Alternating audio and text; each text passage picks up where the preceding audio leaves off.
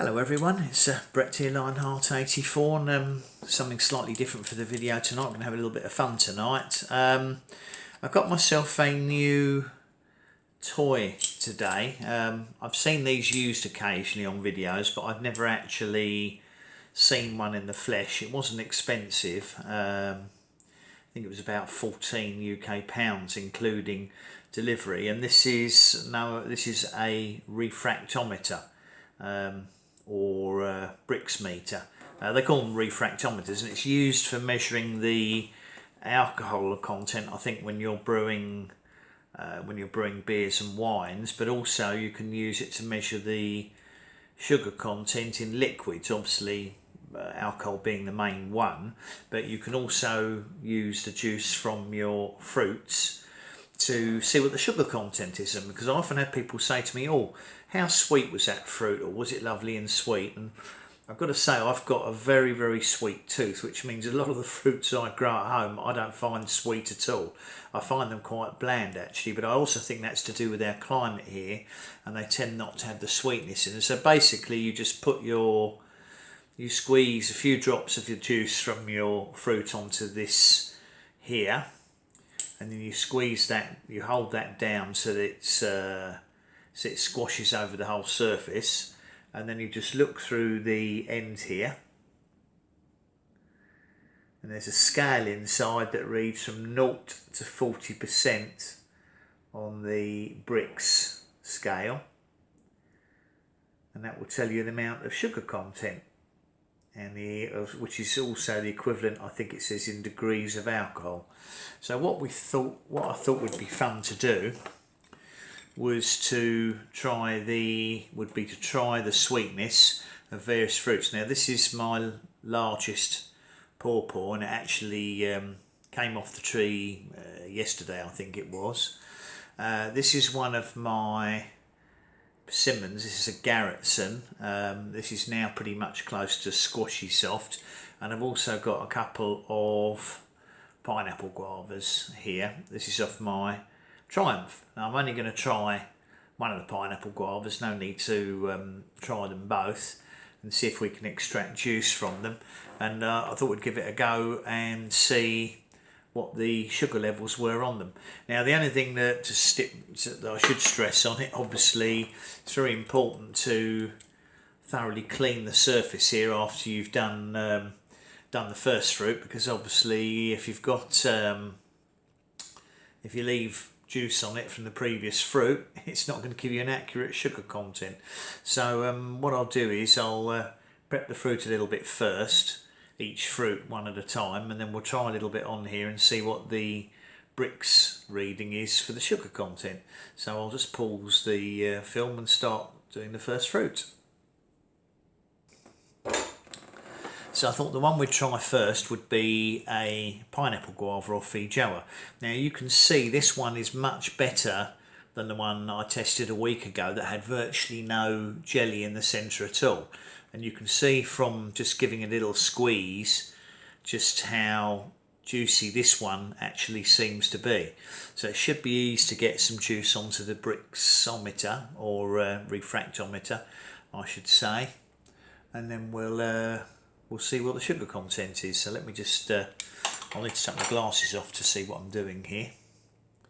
So I'm going to try squeezing some juice on it.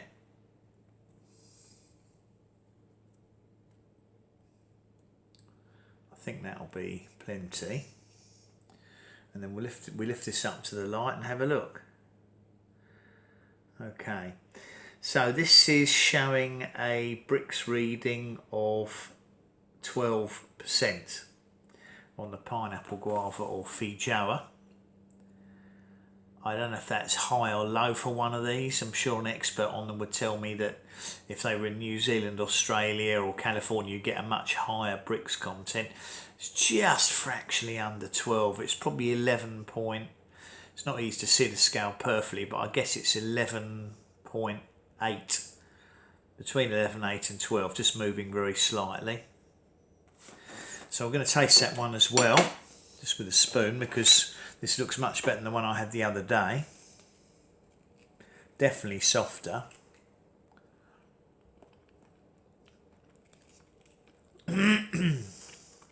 Yeah, much better than the one I had the other day. You can see it's got seeds in it as well.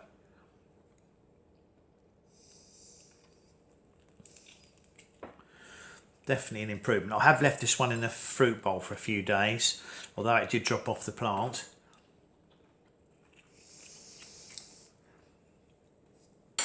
Right.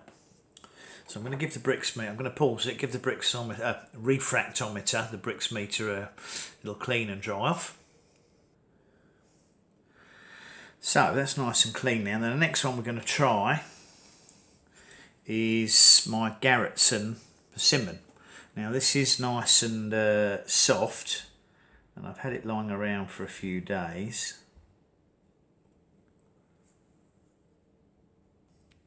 I've actually left it in my fruit bowl because the last one I had was ever so slightly astringent.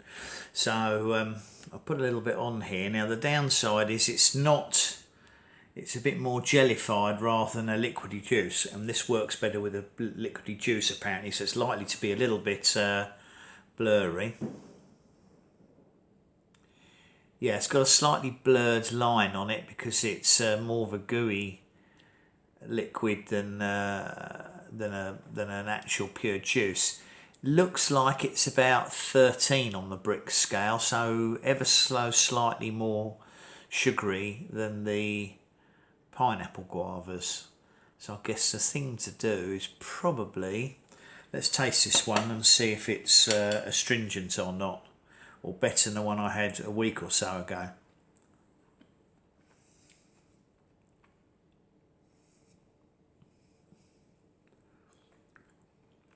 Super squashy, super ripe. Does seem to have some very small seeds in it, but I don't think the seeds would be viable.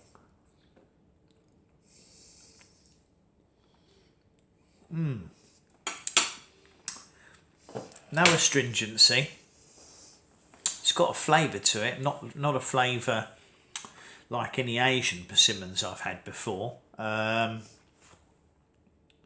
don't know if this is typical of Garretson or American persimmons. I'm slightly concerned, as I've now tried 3 or 4 varieties of persimmon that I've grown over here, but they've all been small fruits very late in the season because they're on young trees still. But I've now had a gyro, not this was last year, a gyro, a chocolatino and a fuyu, and they've all been quite bland and lacking in sweetness, not much sugar content, not very juicy. I've got an unfortunate feeling it might be an ongoing problem with the with our cooler climate here, that the fruits aren't developing properly in summer and it's a little bit cool in the autumn, and I just worried that persimmons aren't going to be of the quality that you could buy in a warmer climate such as America or the Mediterranean.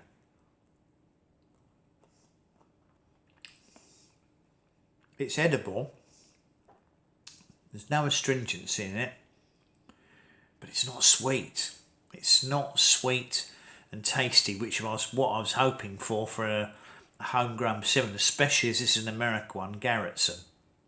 But maybe as the plants get bigger and the fruits get bigger, or we get a warmer summer one year, because we're very late this year because we had that frost that killed all of the persimmon plants back. But disappointing, and I'm worried that it could be a cold climate problem, but we're waiting to see. Anyway, I'm going to give the brix meter or refractometer clean, so I'll just pause it again and then we'll try the American Pawpaw. Okay, so we're back again. So this is the largest Pawpaw.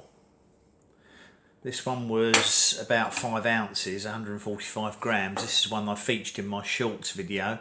If you happen to see it, it fell off the tree. It looks perfectly ripe. Now this is off my seedling tree, not the named variety, so who knew what was going to come out of it. See if I can manage to take this apart. Now that looks pretty good to me. Yeah, nice. It has got some juice on it. Let's see if I can get some juice onto this refractometer and see what the sugar content is on this.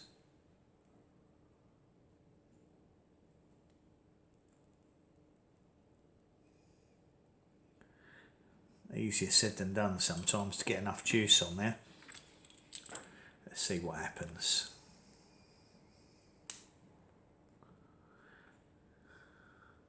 Whether or not it's more pulp than juice, I don't know. Let's see if we can get a reading on this.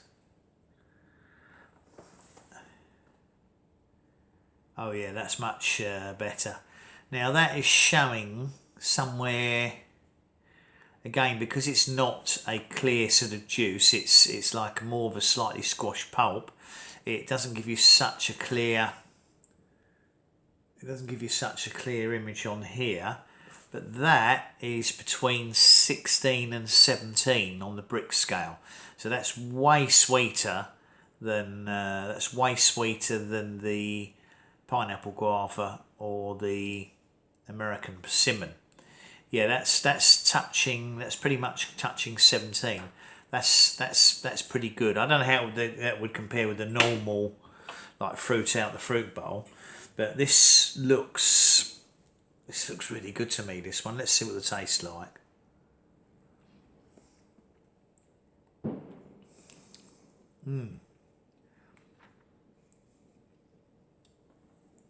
That's definitely the best one I've had this year.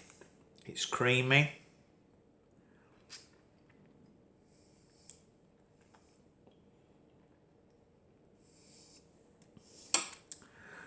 There's a hint of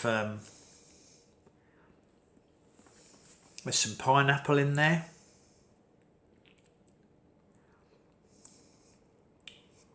A hint of banana. Some coconut, and it's all in this lovely sort of soft custardy flesh. In fact, I much prefer these to cherimoyas, which has got a nice flavour, this seedling one.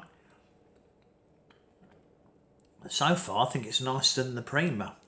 It's a mild flavour, quite sweet. It almost looks like custard. You can see it has about, it's got 1, 2, 3, 4, 5, 6 or 7 seeds in it, but that's not too many for the size of the fruit. Whether or not they start getting more seeds, relatively more seeds as the fruits get bigger, I don't know, but that's not a bad size for this country. I mean, you could certainly get fruits double that size quite easily in America, but it's not likely to happen over here. But I'm really pleased with that. That's a nice tasting fruit, and the sugar content's high as well, so very pleasant. That's the largest one this year, and it's probably the best tasting one as well, so absolutely delighted. So I thought you'd all like to I thought it'd be a bit of fun to try this out. I don't know exactly how they work, because obviously the light shines through the prism, and then there's a scale through here you read, and that's what gives the sugar content. So yeah, it's firmly sitting on 17. And you just use natural lights. There's no batteries. Very clever little device that, and I'll be using it in future to compare other fruits, just so people get an idea of how the sugar content is, especially on some of my citrus, because sometimes they taste quite sour, but they've actually got a good sugar content. Anyway, thanks very much for watching the video. I really appreciate it. If you've watched, hope you enjoyed something a little bit different. Maybe you've not seen a refractometer before. My friend at Virginia, fruit grower, uses them extensively in his videos to compare sweetness, so I thought it'd be a really good idea to find out what the sugar content of my fruit is like. So thanks for watching the video. Thumbs up please. Share the video if you think anybody might be interested. Obviously subscribe to my channel if anything I grow is of interest to you, and if you want to get updates on the various plants over winter, then please do click on the bell. I'll see you all in the next video. It's Brett out for now.